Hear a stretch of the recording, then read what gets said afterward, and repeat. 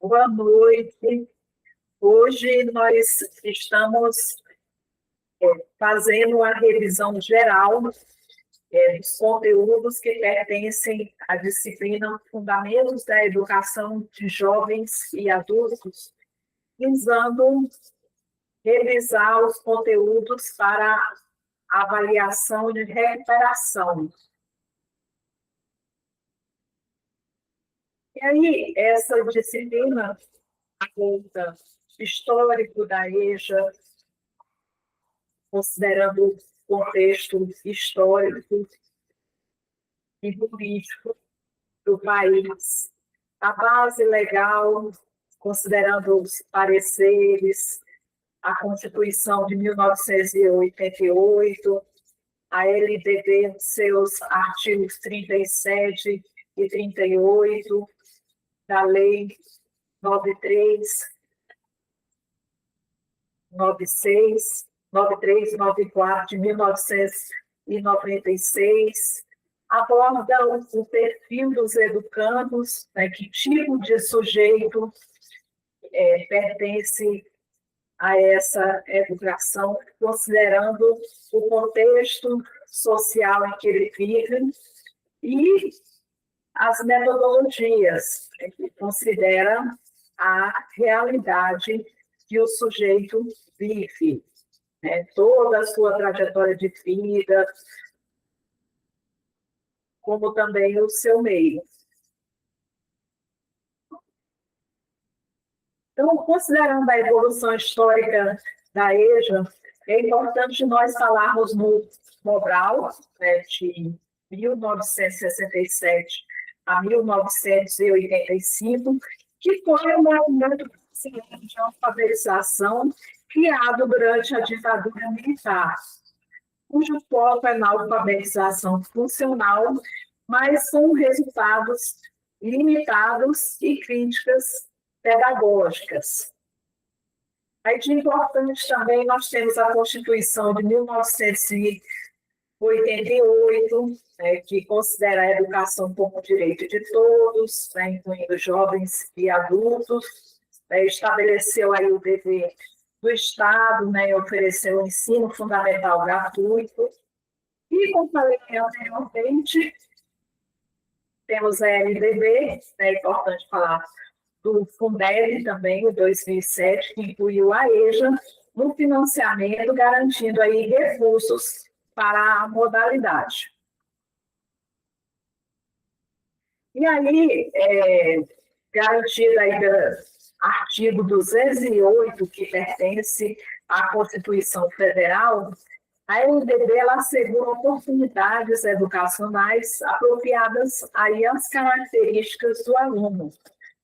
Considera também a flexibilidade curricular, a adequação de conteúdos à realidade e necessidade dos estudantes adultos, horários e metodologias adaptadas às condições de vida e trabalho dos alunos, e considerar a valorização dos saberes, que é o reconhecimento das experiências de vida e conhecimentos prévios dos educandos. Então, isso significa uma integração entre saberes formais e informais para uma aprendizagem mais significativa. E aí, quanto à legislação, a gente apresenta aqui um fluxograma, que apresenta aí a base legal, que sustenta a EJA do Estado do Acre, culminando aí com a elaboração da resolução CE-Acre número 653/2025. E aí, no todo, nós vemos à esquerda aí, a gente vê a lei número 9.394, que trata das diretrizes e bases da educação nacional. É uma das referências que fundamenta a educação brasileira.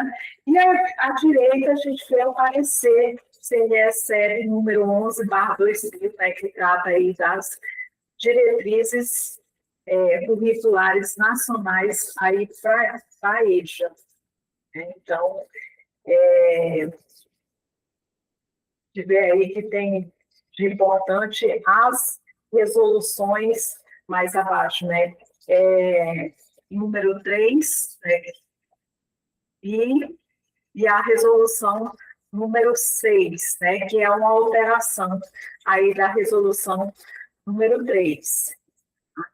Então, tenho várias outras resoluções aqui também, né? Trata o quê? Por exemplo, a número 336/2021 trata do currículo do novo ensino médio. Né? Já a resolução número 225/2023 trata das normas de credenciamento e autorização. E a gente tem um parecer também, o número 64/2016, que trata dos projetos políticos pedagógicos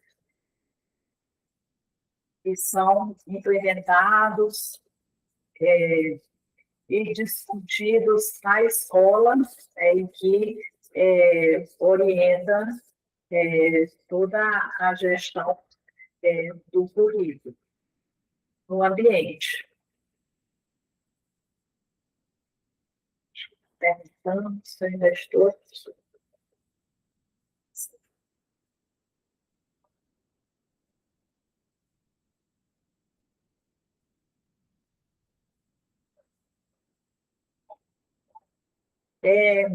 Então, a gente vê aqui esse programa, né? Ele trata de toda a legislação, as normas estaduais, né? O credenciamento das instituições, né? E a criação também dos projetos pedagógicos, né? E todo o funcionamento da educação, tanto no Estado como no município do Acre.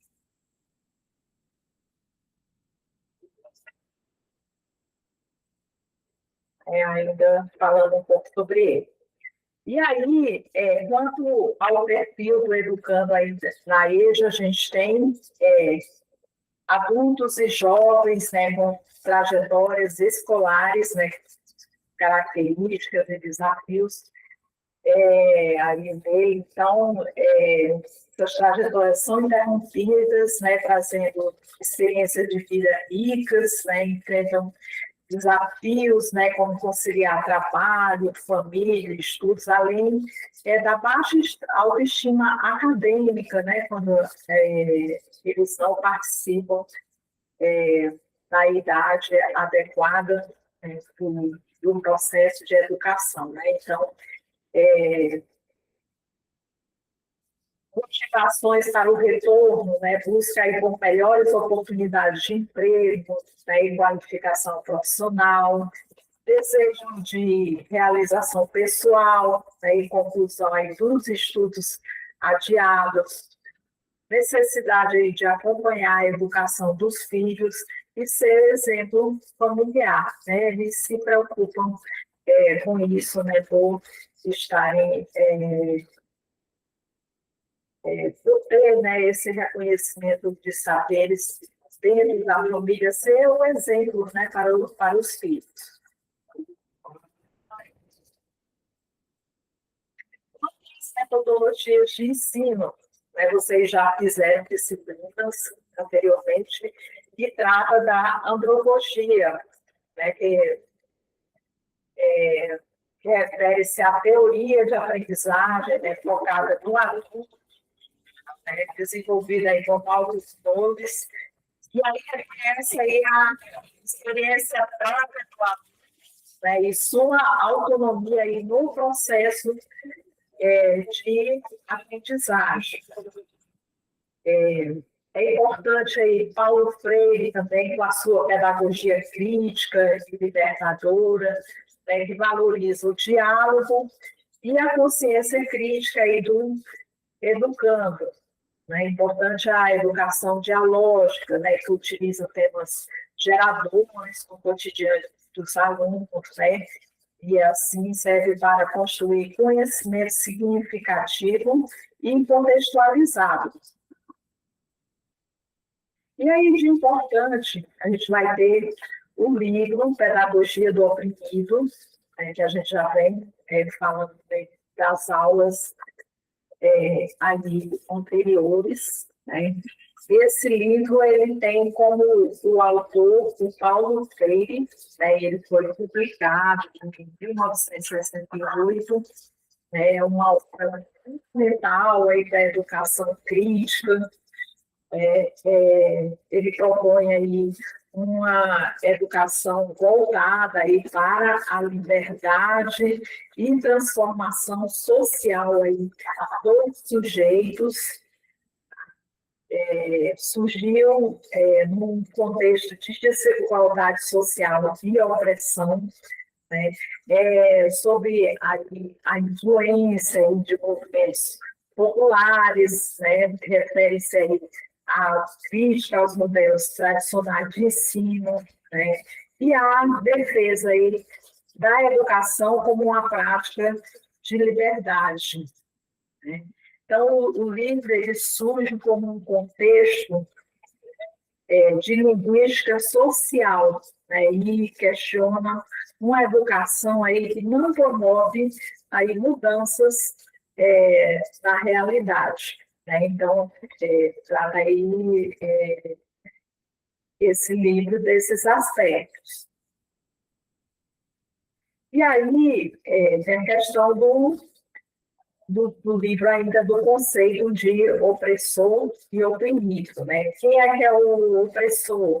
É uma sociedade dividida aí em classes sociais distintas, né? Domina, impõe sua visão de mundo, mantém estruturas de poder e controle, utiliza a educação aí como uma ferramenta de dominação, né?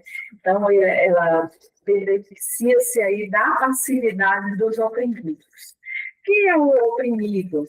Né? Aquele que sofre exploração sistemática, né? Um experimenta aí silenciamento e marginalização, né? Internaliza aí a imagem do opressor. Então, a libertação ela deve partir dos próprios oprimidos.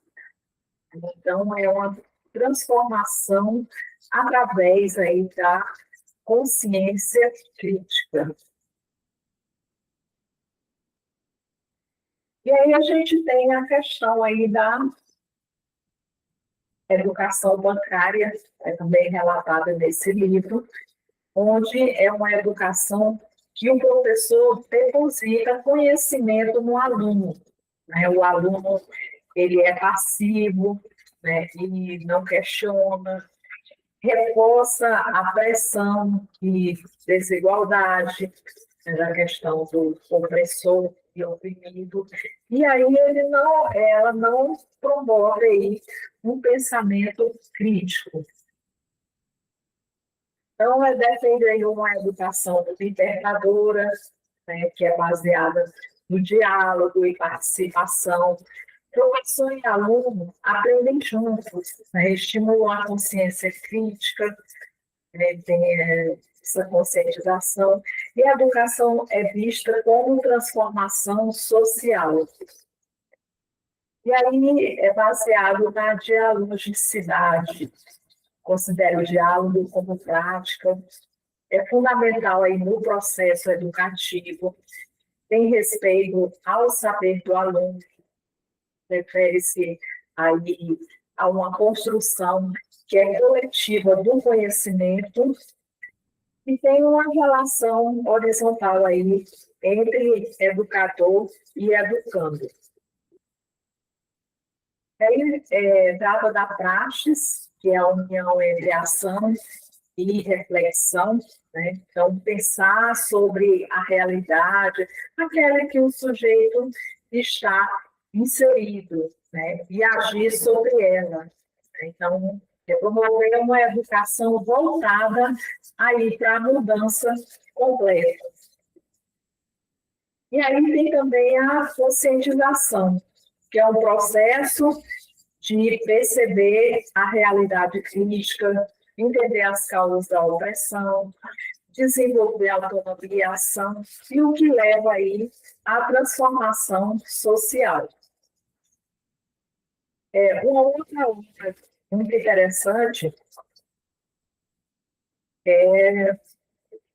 foi a de Carlos Lira, né, sobre as 40 horas de Angico, né, foi uma experiência pioneira de educação. É um relato de experiência de alfabetização de adultos que ocorreu em 1963, né, num projeto conduzido aí por Paulo Freire, em Angicos, Rio Grande do Norte, onde cerca de 300 adultos foram alfabetizados em 40 horas.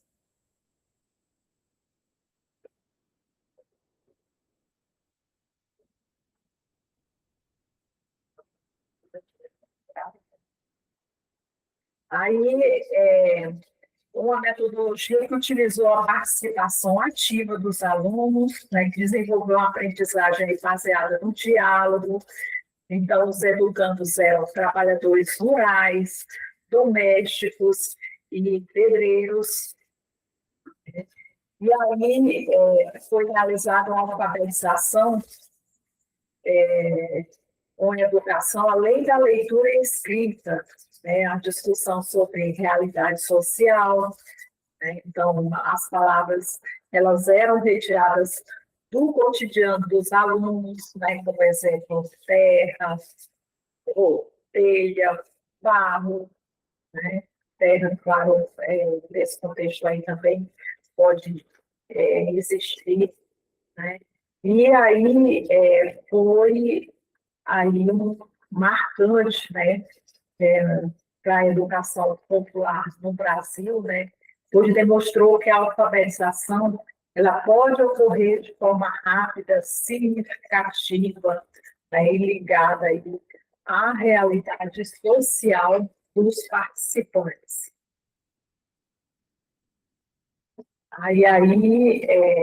Isso teve impacto, né, e significado histórico, né, foi significativo, pois o encerramento dessa experiência ela contou com a presença aí de diversas autoridades, né, incluindo aí o presidente João Goulart, né, o que demonstra a grande repercussão aí do projeto. Né. E aí o livro é considerado uma fonte histórica importante. E aí, o ponto de chaves aí a lembrar, né, que é a inclusão social. A EJA ela promove a integração de grupos marginalizados, né, ela oferece oportunidades para quem foi excluído do sistema educacional. E aí, no século XX, né, convive aí duas visões principais, né, uma tecnicista, né, que entende a EJA como correção de fluxo, né, e certificação rápida, outra inspirada aí na educação popular em Paulo Freire, né, que valoriza diálogo, consciência crítica e emancipação. Tá? Então, essa tensão marca a história aí da modalidade. Aí tivemos aí ao longo do tempo reformas educacionais, né, como a LDB de 1961 e as mudanças no regime militar, que reorganizaram aí o sistema escolar, priorizando aí o ensino regular. Né, e aí já ela ficou aí em posição residual, né, com menos investimentos e pouca centralidade aí nas políticas públicas. E aí, com a redemocratização, a EJA ela começa a ser vista como direito humano e social. Sai pelo menos do discurso, né, da lógica assistencialista, né, e passa a integrar debates, né, sobre justiça social, cidadania e equidade. E aí a gente teve experiências locais aí, e é importante aí a questão das classes noturnas, né, e usos comunitários, né, geralmente com professores voluntários, né, mas existiam aí poucos recursos. Embora importante, eles eram frágeis e dependiam do engajamento local, né, com política pública aí estruturada. E aí é importante comentar sobre também que tiveram campanhas, né? Nos discursos oficiais, alfabetizar significava promover desenvolvimento econômico, civismo, integração nacional. Então, a educação ela era vista como um instrumento para formar trabalhadores produtivos, né, e cidadãos alinhados aí ao projeto de nação. Então, as campanhas, elas enfrentaram descontinuidade, baixa qualidade pedagógica, falta de formação docente, né? Foco excessivo nos números, né? Que comprometia aí resultados duradouros, né? E aí teve a questão também da consolidação do supletivo, né, que ele se institucionaliza como uma política oficial, né, ela torna-se aí um atalho escolar, padronizado e muitas vezes aí distante da realidade concreta dos jovens e adultos trabalhadores. E aí os estudantes do supletivo, eles eram majoritariamente trabalhadores, donas de casa e jovens em defasagem e idade séria. Então, pessoas com múltiplas jornadas e trajetórias marcadas aí por exclusão social. E aí vieram críticas, né, a esse modelo supletivo, por oferecer currículo reduzido, pouca reflexão crítica e desvalorização aí da experiência dos estudantes. Então, tornava-se aí um ensino instrumental e limitado. E aí, depois, há uma transição para a EJA como modalidade, né? Então, a educação de adultos, aí como um campo próprio, com identidade, princípios e fundamentos aí específicos, né? E aí esse movimento prepara o terreno aí para o reconhecimento da EJA como modalidade na legislação. E aí a EJA é uma educação ao longo da vida, aprendizagem contínua, né? Ela considera em todas as fases da vida, desenvolvimento pessoal e profissional permanente, né? Uma cidadania aí ativa, né? Uma formação aí de cidadãos críticos e participativos, né? Com engajamento social e política na comunidade. E aí, pessoal, para fazer essa prova de recuperação, tá? Quem não conseguiu obter o valor 7, né, na somatória de todas as avaliações, tá? Vocês façam consulta ao material disponível na disciplina Fundamentos da Educação de Jovens e Adultos, tá? Nos diversos módulos, tá? Observando a legislação, os artigos, tá? Os livros e resumo deles. e aí baixem o material, tá? Estudem por ele, consultem o material, tá? Não vão fazer consultas em materiais que estão disponíveis na internet, né? Porque isso pode levar ao erro, tá? Então, estudem pelo material que está disponível na plataforma Google. Tá? Então, aqui a gente encerra o curso com os mais sinceros aí, agradecimentos ao núcleo de interiorização e à distância e Prograde, né, e a Propeg, né, por ser um curso lato sensu, né, então nós agradecemos à Universidade Federal do Acre e mais específico aos setores mencionados.